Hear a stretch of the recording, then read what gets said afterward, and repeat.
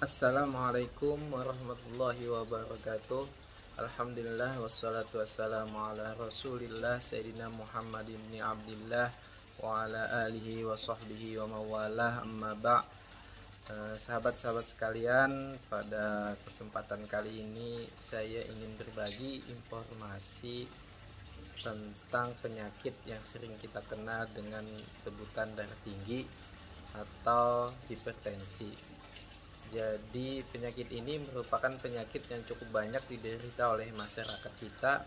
Di dunia itu hitungannya 1 banding 3. Jadi dari 3 orang itu 1 yang menderita hipertensi. Di Indonesia sendiri, Kalimantan Selatan pada umumnya dan Kabupaten Banjar pada khususnya merupakan salah satu provinsi yang prevalensi penderita hipertensi atau darah tingginya ini cukup tinggi.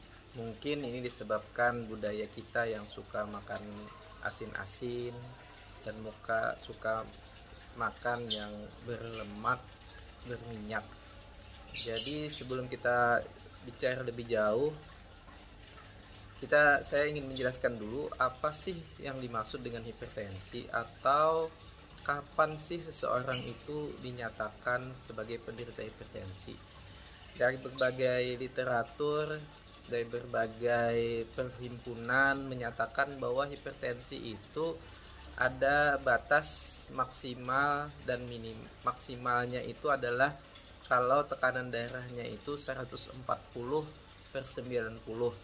Jadi itu batas maksimal, batas minimal. Jadi kalau sudah 140 atas, kalau biasa orang nyambat biasa disebut atasnya 140 dan bawahnya 90, itu sudah dinyatakan orang itu menderita hipertensi atau menderita darah tinggi.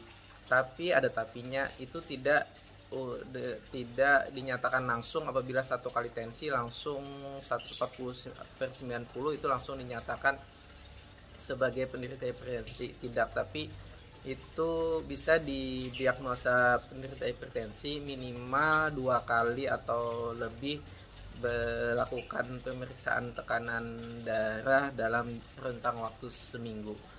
Jadi itulah yang dinyatakan dengan seseorang menderita hipertensi.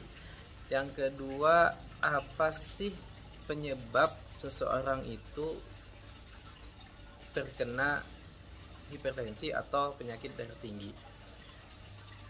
Pertama dulu, darah tinggi itu dibagi 2, atau hipertensi itu dibagi 2. Yang pertama hipertensi primer, yang kedua hipertensi sekunder. Kalau hipertensi primer ini adalah hipertensi yang tidak diketahui penyebabnya secara pasti. Angkanya itu berkisar antara 80 sampai 95%. Jadi yang paling banyak itu adalah penderita hipertensi primer.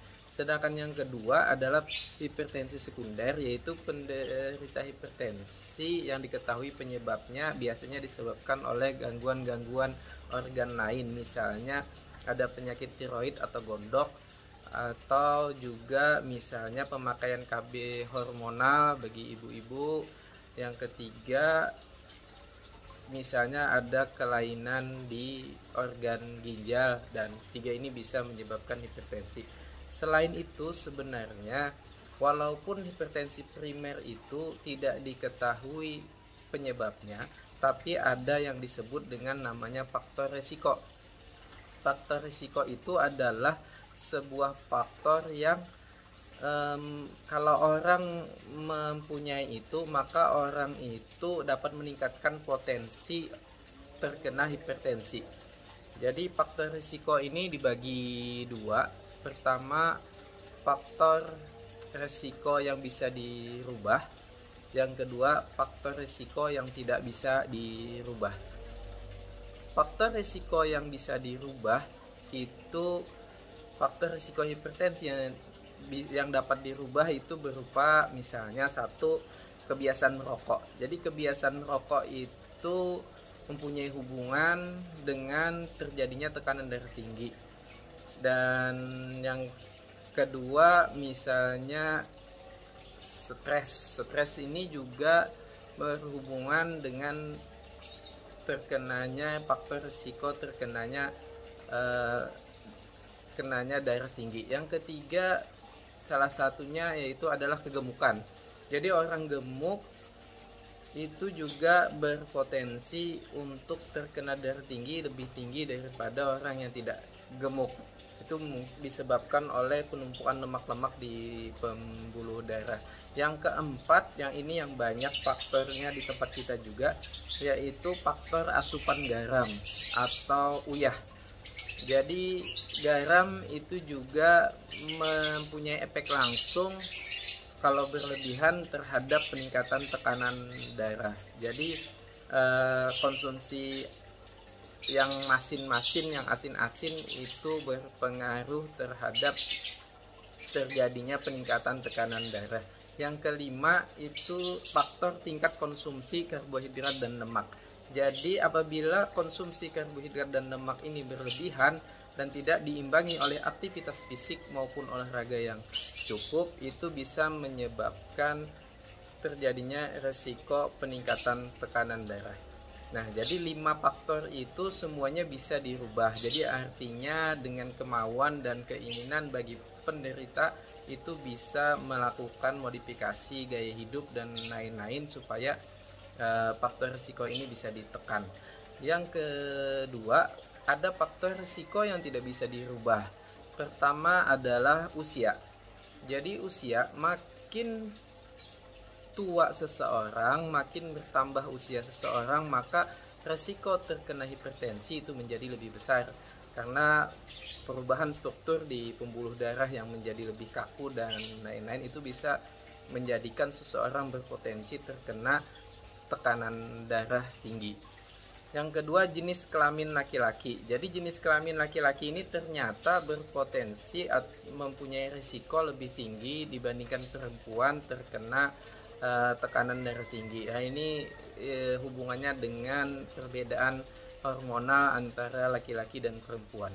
Yang ketiga, keturunan atau genetik. Jadi seseorang yang memiliki keturunan atau orang tua yang mempunyai riwayat penyakit darah tinggi mempunyai potensi lebih besar dibandingkan orang yang tidak mempunyai keturunan yang menderita penyakit darah tinggi. Nah, selanjutnya setelah kita tahu apa itu darah tinggi, apa itu penyebabnya, dan apa itu faktor risikonya, maka kita lanjut ke tanda atau gejala hipertensi. Seperti apa gejala hipertensi? Nah, ini yang sering banyak disalahpahami. Jadi sebetulnya gejala hipertensi itu tidak mempunyai gejala yang khas. Jadi malah hipertensi itu sampai dapat dijulukan the silent killer, artinya pembunuh diam-diam.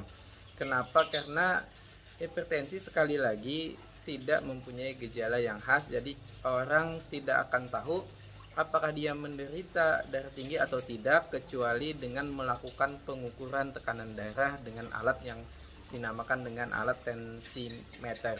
Nah, kenapa ada yang menyatakan bahwa sakit kepala salah satu gejala? Iya, tapi bukan gejala khas. Jadi tidak semua orang sakit kepala itu darah tinggi.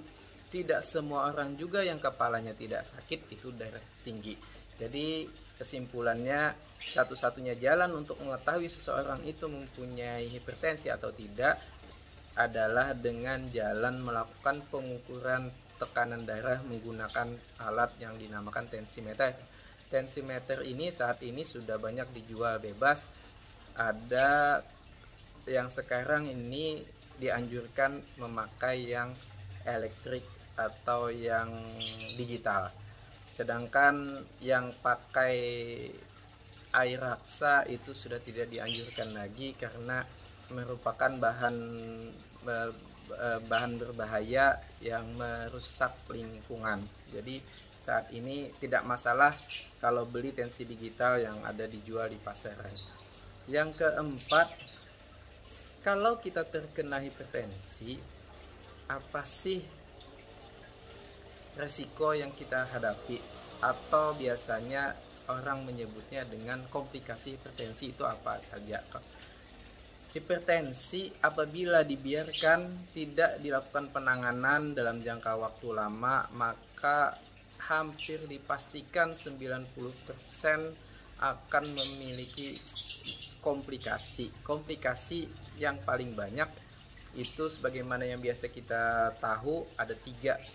Pertama, stroke. Stroke ini komplikasi hipertensi yang paling dikenal oleh masyarakat, dan ini yang paling biasanya ditakuti oleh masyarakat. Yang kedua adalah serangan jantung atau gagal jantung atau kelainan-kelainan jantung. Nah, yang ketiga itu gagal ginjal. Jadi sampai orang tersebut kalau ginjalnya sudah permanen rusaknya bisa sampai dilakukan cuci darah. Nah, apakah komplikasi ini apabila sudah terjadi bisa diobati? Tentu bisa, tapi tidak menjanjikan kesembuhan secara keseluruhan atau kembali seperti sedia kala. Makanya melakukan pencegahan itu jauh lebih penting. Pencegahannya adalah dengan mengendalikan hipertensinya atau yang kita sebut dengan darah tingginya. Selanjutnya, bagaimana sih sebetulnya kalau seseorang sudah terkena darah tinggi, penanganannya itu seperti apa? Jadi penanganan pertama sebetulnya adalah modifikasi gaya hidup. Jadi sebetulnya bukan langsung dikasih obat. Yang kita coba untuk laksanakan, apalagi yang baru terkena, di awal itu tidak dengan obat dulu, tapi dengan modifikasi gaya hidup. Tentunya setelah berkonsultasi ke dokter terlebih dahulu untuk menentukan apakah penanganannya seperti apa. Jadi modifikasi gaya hidup itu modifikasi gaya hidup sehat. Jadi lebih sehat seperti memperbanyak konsumsi buah dan sayuran dan menghindari makanan yang asin-asin. Asin dalam hal ini sebetulnya tidak terlalu tepat juga, makanan yang mengandung garam tinggi, karena kebanyakan makanan-makanan yang berpengawet itu juga mengandung natrium atau garam yang tinggi walaupun rasanya mungkin tidak asin. Nah, jika modifikasi gaya hidup ini setelah dijalankan secara maksimal dan tidak menurunkan tekanan darah ke tingkat yang diinginkan, maka penanganan akan dilanjutkan dengan obat-obatan. Pemilihan jenis obat-obatan didasarkan pada kondisi masing-masing orang. Jadi ini membutuhkan konsultasi yang tidak cukup sekali tapi berkali-kali. Nah, dan selanjutnya saya ingin membahas tentang mitos-mitos yang biasanya ada di masyarakat tentang atau pemahaman-pemahaman yang kurang tepat di masyarakat. Pertama, tadi sudah saya singgung juga bahwa darah tinggi itu tandanya sakit kepala. Nah, itu berbahaya karena banyak sekali pasien yang darahnya tinggi dan tidak merasa sakit apa-apa, sehingga mereka biasanya kalau tidak sakit kepala tidak minum obat. Jadi padahal darahnya tinggi, jadi akhirnya dibiarkan lama-lama dan selanjutnya akan bisa menimbulkan komplikasi. Jadi sekali lagi, sakit kepala atau gejala apapun itu bukan darah tinggi tidak memiliki gejala khas. Satu-satunya jalan adalah melakukan pemeriksaan tensimeter. Nah, yang kedua yang biasa saya temui di praktek atau di lapangan itu adalah orang itu takut minum obat darah tinggi karena merasa minum obat secara terus-menerus bisa menyebabkan kerusakan pada ginjal. Ini juga tidak tepat karena sebetulnya ketika kita yang menyebabkan kerusakan pada ginjal itu adalah penyakit darah tingginya yang tidak terkendali. Kenapa tidak terkendali? Salah satunya karena tidak minum obat secara teratur.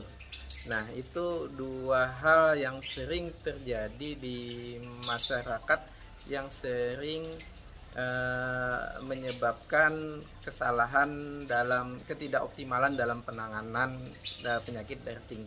Nah, mungkin itu saja video singkat ini, mudah-mudahan bermanfaat. Sekali lagi, apabila Anda sahabat-sahabat sekalian menderita darah tinggi atau hipertensi, jangan takut untuk minum obat dan jangan takut untuk berkonsultasi ke dokter. Yang pertama yang pasti adalah mengubah gaya hidup menjadi gaya hidup yang lebih sehat.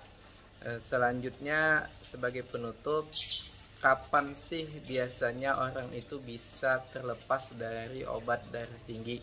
Nah, karena banyak sekali atau kebanyakannya orang minum obat darah tinggi itu akan seumur hidup.